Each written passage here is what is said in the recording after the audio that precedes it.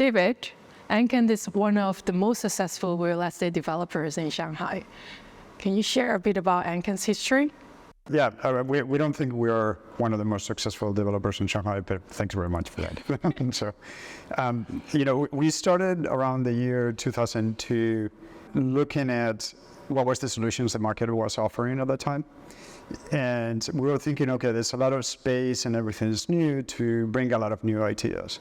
So we started to get involved in, let's say, co-working spaces or shared office spaces, which is what we call it at that time. And we thought, okay, this is a phenomenal market because there's great opportunities to do a lot of innovation and a lot of kind of design for new spaces where I think all of it was new. And that's how we started. We started to ask the right questions in those years, and I would say especially from 2002 to 2006 or 7, we were asking a lot of questions how the market works, and especially for a lot of very exciting small and medium companies. ANKEN was founded in 2006. Could you share some highlights? We feel like every single project we've done was extremely interesting for us. Not sure if it was for the market, but so when we started the first co-working space, was one of the first ones in Shanghai. And then we started to understand how the shared office space or co-working spaces and what was the fundamental model and how does it work, why people were interested, why companies were interested in this kind of spaces. And for us, that was very significant because we started just from an idea to develop something that you could see already in Europe and you could see in the United States, but it wasn't here. And that to us was very interesting. For instance, the next ones were when we started to go and take entire buildings and said, okay, what happens if we can experiment not just with a few floors, but what happens if you take a whole building, like a 6,000 square meter building? So we took our biggest building of that time, I think it might have been in 2007, and for a small group like us, that was very significant. And then there has been many other ones from the mixed-use standpoint that we're very happy with. ANKEN recently received the ULI Award. How you and your team came up with the strategies to win such a prestigious award? Well, the ULI, and probably not many people know this, but ULI is a little bit the Oscars of real estate. So ULI is the biggest institution in the world when it comes to a real estate institution. And they provide a lot of information about the market. They give all these awards for different players in the market, and they've been doing it for many, many years. So when we received this award in 2022, it was extremely significant for us because generally a small company like ours would not get this kind of awards, especially from the development standpoint. So yes, we were extremely happy, and it was particularly for one project, which was a mixed-use project that had a combination between some of the buildings that we actually own in a combination with light asset buildings. And it was about urban renewal and retrofit. There were a lot of interesting companies in this whole project. It was absolutely phenomenal for us to receive the award. And of course, we were extremely happy and very surprised. Sounds like a David and Goliath story. Well, pretty much. We were competing against some of the really the biggest guys in the market at that time. What brought ANKEN to Shanghai?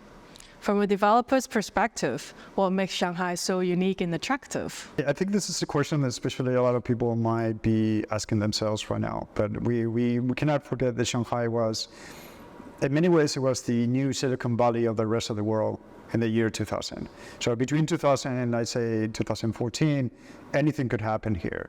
So there was a lot of experimentation. The governments were more than willing to help private companies to look for solutions, interesting solutions, innovative solutions. So we were extremely attractive to all of that. And if you see it from the financial standpoint, for instance, if you do a comparison, even today, Shanghai versus other cities around the world. When it comes to the idea of the economics and what happens with the city right now, it's very interesting because per square meter, this is still one of the biggest revenue-making cities in the world. So for instance, to simplify, the average rent over here they pay per square meter it tends to be much higher than the rest of Europe. So most cities in Europe will be, even some big cities will be 1/3 less per square meter, and secondary cities will be 50% less. So of course, from the financial standpoint and the economics, even today, Shanghai is very significant when it comes to from the business model standpoint. Let's see. And not just the interest that we had in the beginning, which was very conceptual, but if you look hardly at the hard economics, it's absolutely phenomenal, even to today's standards. Foreign developers are relatively scarce in Shanghai. What makes ANKEN different? Look, I mean, we always come here with the idea of staying here. And I also think that because the business model we had, which it was always long-term. So a lot of the investments we did in the beginning, they were all based in what they call light assets, which is long leases.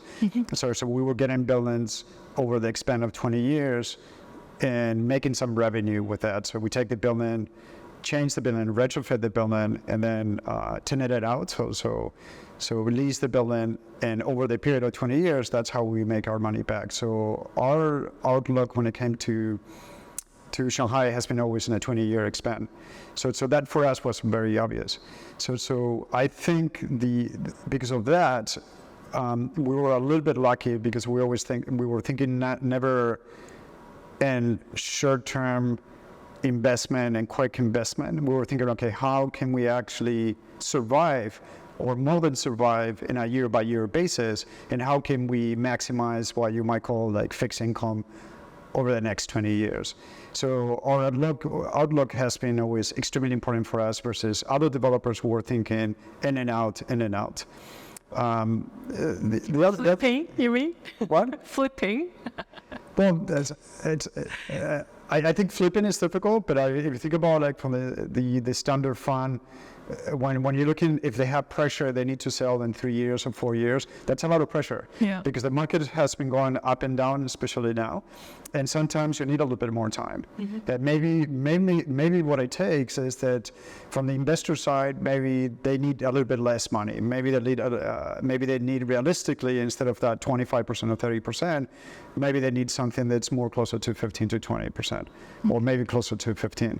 And that has been our look, because we tried to be very realistic according to the market.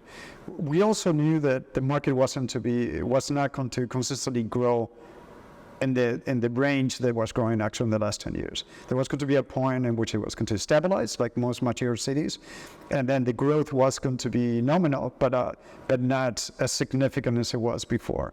And that has helped ANKEN a lot. I see. Basically, it boils down to having a longer vision for development and setting realistic expectations on return. I think you said it beautifully. I think I could have said that. Every developer in China needs to nurture good relationships with the regulators and authorities. How does ANKEN maintain productive relationships with the authorities? Look, I mean, the development world, any place in the world has to have a good relationship with the local government, the agencies, from the regulatory standpoint, and of course the guidelines and everything else.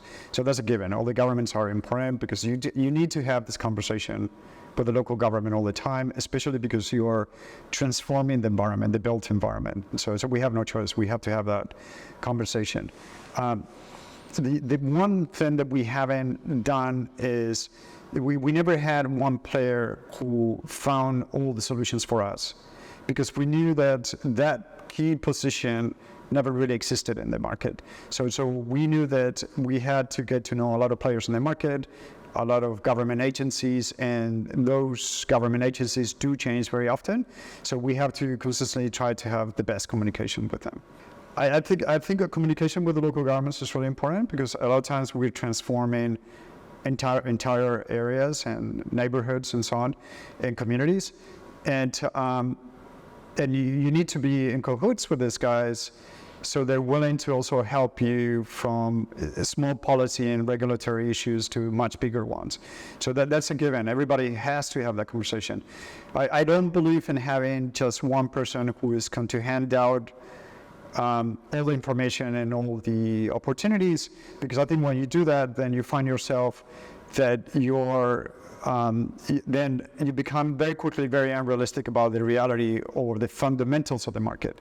Because I think to me the market is not so much what policy dictates, but the market is what the market wants. So for instance, if you have a small and medium companies looking for interesting spaces, or if the narrative or the trends change, that's what you need to listen to, because that's the real market. So we are actually very market driven in that sense. We want to know who our tenants are, who our clients are, who the people who goes to this business are, and that's the important information for us. It's great if the government is with us, because then of course policy-wise we can do great stuff with them.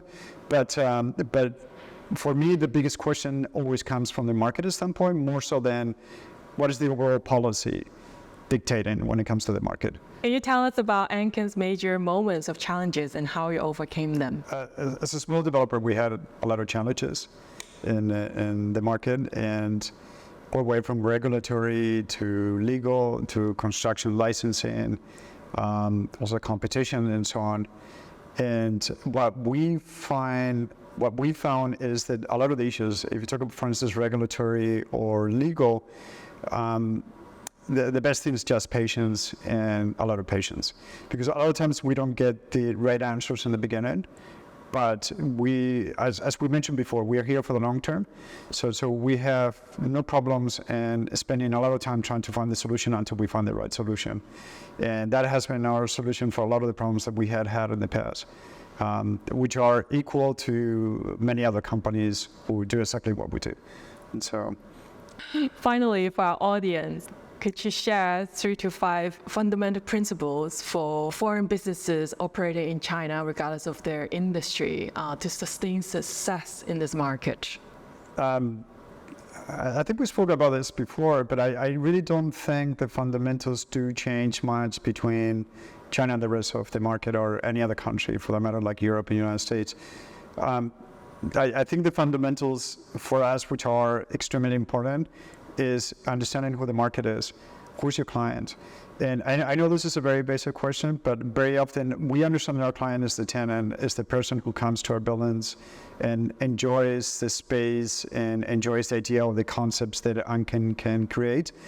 I think from a development standpoint, there's a lot of developers who maybe sometimes they're mistaken and they think they're actually working purely for the investor, for the government, or other institutions, when in fact, for us it's very obvious that the market is who we are working for. So we're trying to make spaces for people, and if we can get the clients in, then everything else will follow. Thank you so much, David. Thanks very much.